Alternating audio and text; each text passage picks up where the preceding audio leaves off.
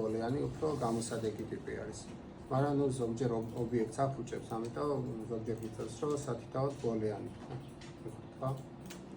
შემდეგ ამ ფორმაზე თუ მინდა რომ გავაგზავნო მუშაობა, right click-ით გადავიყვან edit polish. და უკვე ესეთი რაღაც ფორმა მაქვს, რაზეც ვიმუშავებ. გავიგეთ?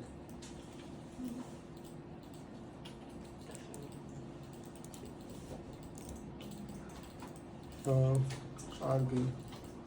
შემდეგზე აგიხსნით ესეთი თული არის spline რა. ანუ spline არის სამი მოცულობა არ აქვს.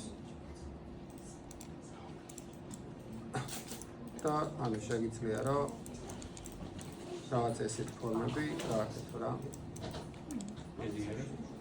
ან ბეზიერზე, ან ასე და შემდეგ შეგიძლია რომ აქედან მიიღო რაღაც ფორმა. აუიქ როგორ იყო?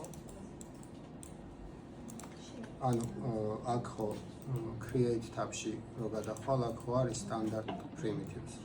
და მარჯვნივ არის splines ქვია რა, ეგეთი თული არის. და ანუ აქ არის line, circle, დაუშვათ circle არის, circle რა, arc. და მსგავსი რაღაცეები. ოთხკუთხედით. და შემიძლია რომ აი დავუშვათ ახლა ეს რენდერინგში თუ გადავალ, შემიძლია რომ ამას ეგრევე მივცე მოცულობა.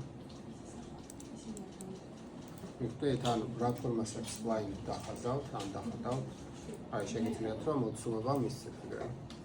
და ანუ ხშირად ვიყენებ ხოლმე მე მოდელირებაში რა.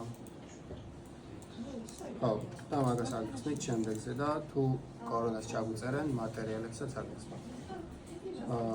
და სახში ხო ვისაც ფლეშკა გაქვთ, შეგიძლიათ გადაწეროთ ახლა 3D Max-ი და ვისაც სახში გაქვთ, iPress და ეს მოდელირების თულები რომ ისევ გაიაროთ რა, ანუ extrude, bevel-ი, რაც დღეს გავიარეთ, რომ უფრო კარგად რომ იცოდეთ შემდეგისთვის.